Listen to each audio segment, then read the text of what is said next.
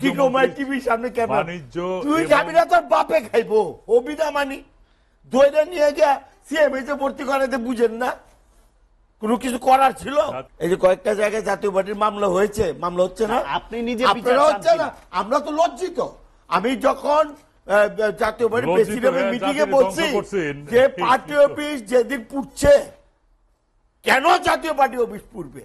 আমরা 2018 সালে দোষী, ওনার 2018 সালের দোষী, আমরা 2014 দোষী, 2024 দোষী, অস্বীকার করি না, কিন্তু দোষী কম বেশি, উনারা কম, আমরা একটু বেশি দোষী। চিক্কুর পরে কান্দন আসছে, সেটি আসলে ভাই জাতীয় পার্টি অতীত কর্মকাণ্ডের জন্য আসে কিনা? 2018 সালে যখন উনারাও নির্বাচনে গেল, আমরা তো 14 সালে করেছি, দ্যাট ইজ আওয়ার ফল্ট।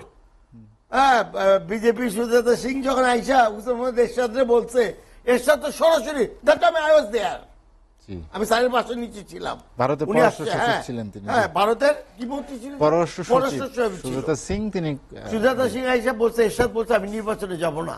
এখন দলের মধ্যে দুইটা ভাগ হয়ে গেছে, লজ্জা লাগে বলতে, আপনাদের জাতির কাছে বলতে লজ্জা লাগে। এখন হুসেন মোহাম্মদ এরশাদ, আল্লাহ তাকে মারা গেছে, আল্লাহ তাকে ব্যস্ত হবে, ভদ্রলোক চেয়েছিল, পারে নাই, তার ওয়াইফ গিয়া আওয়ামী লীগের সাথে মিলে। কিন্তু আমি না মাঝে মধ্যে অবাক হয়ে যাই, যারা মন্ত্রী হলো, হ্যাঁ আমি মাঝে মধ্যে একটু অবাক হয়ে যাই, মন্ত্রী হয়েছে 2014 পর, না বোধ হয় 14 সালে, 14 সালে কি মন্ত্রী হয়েছে, 14 আগে হয়েছে। দেখেন, উনি বিশেষ দূত ছিলেন এরশাদ সাহেব। এরশাদ বিশেষ দূত ছিল না, মন্ত্রী ছিল 5 জন, ভাই না 3 জন ছিল, বিশেষ দূত তো ছিল কি কমায় টিভির সামনে কেন? তুই খাবি না, তোর বাপে খাইবো অবিদা মানি দইটা নিয়ে গিয়া সিএমএইচে ভর্তি করাতে বুঝেন না কোনো কিছু করার ছিল? জাতীয় পার্টির কাজ, বাণিজ্য মন্ত্রী ছিল, হ্যাঁ, এরকম একটা অবস্থা ছিল। বাণিজ্য মন্ত্রী আমাদের জিএম কাদেরও ছিল। হ্যাঁ, পরবর্তীতে জিএম কাদের কিন্তু নির্বাচনে যায় নাই, পরবর্তী নির্বাচনে যায় নাই। আপনারা কিন্তু 2018-তে নির্বাচনে গেছে, আমরা 2014-তে গেছি, আমরা 14 থেকে একটা ধাক্কা খাইছি।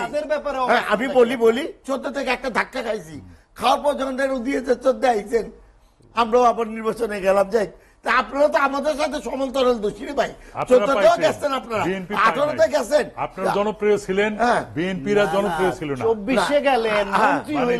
কথা শেষ করি, 18তে গিয়ে তো খাইলেন, দিনের বেলা ভোট দিতে গেছেন, ভোট রাত্রে বেলায় কমপ্লিট হয়েছে। হ্যাঁ, মির্জা ফখরুল ইসলাম আলমগীর আমার রেসপেক্টেবল লিডার, উনি যখন ওই দিনাজপুর নাকি ঠাকুরগাঁও পঞ্চকন্যা, উনি তখন পর্যন্ত ভাবতে পারে নাই রাতের অন্ধকারে যে ভোট হয়ে গেছে। উনি কিন্তু একটা কথা বলছেন, নির্বাচন ভালো হচ্ছে, উনি বুঝতে পারে নাই এত বড় ওভারটাম করে ফেলাইছে। বুঝতে পারছেন ভাই, আপনারাও ঠকা খাইছেন, আপনারাও ঠকা খাইছেন,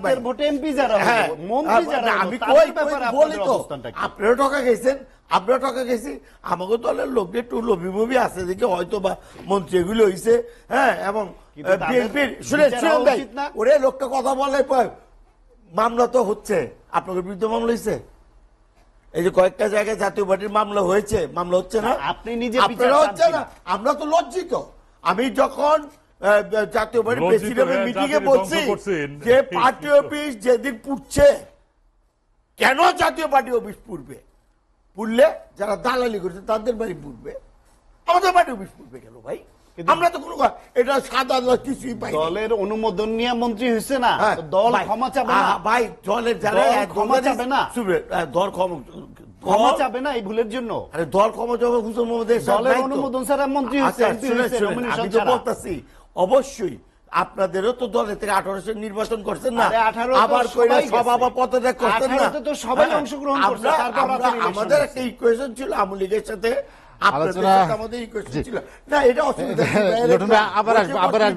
ফেল করার বা কোনো সুযোগই নাই, ব্যর্থ হওয়ার কোনো সুযোগ নাই, সফল হতেই হবে। ব্যর্থ এগুলির ব্যাপারে না অনেক অনেক কথা আছে, যেরকম ওই যে সাহিত্য ভাই বললো না যে মামলা মোকদ্দমা এগুলি, জিএম কাদের কি বলছিল যে যাত্রাবাড়িতে কেউ কোনো পুলিশ অফিসার বা কাউরে গুলি করতে, জিএম কাদের বা শরীফা কাদের আমাদের পার্টির চেয়ারম্যান, যদি করে থাকে মামলা আসুক না।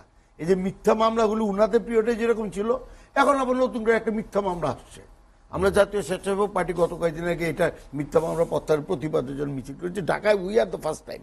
বাট আমরা চাই সত্যিকার অর্থে যারা পুলিশ বা সাধারণ নাগরিক, যারা সাধারণ ছাত্রদেরকে গুলি করেছে, ওদেরকে আসামি করো।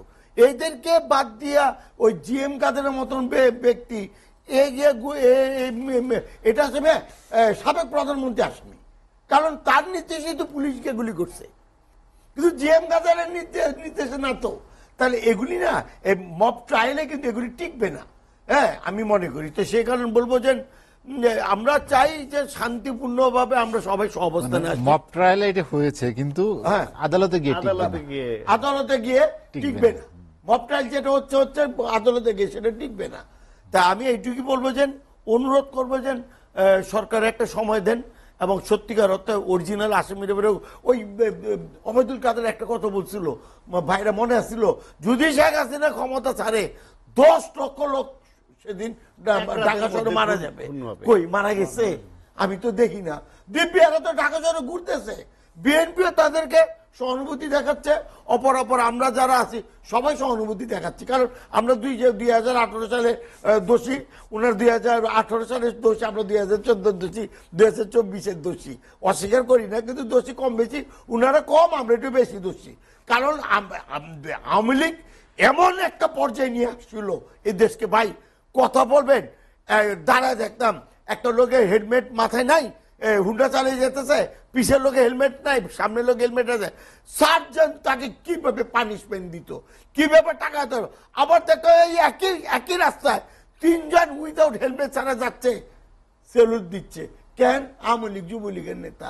এই যে একটা অবস্থা, ওই সার্জনটি তখন ঢাকা শহরে আছে, ওই বলে উনারা একটা ভালো কাজ করছে জানেন ভাই, কি করছে? 5 তারিখের পর তার একটা আলটিমেটাম দিছে, পুলিশের এই সকল আইন সংশোধন হইলে আমরা থানায় যাব না, কাজে যাব না।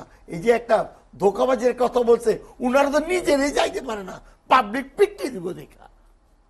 উনারা একটা ট্রমায় ভুগছে, আমরা থানায় যাবো কিনা। তাই উনারা আবার সুন্দর করে দেখেন, এখানেও তারা চালাকি করছে।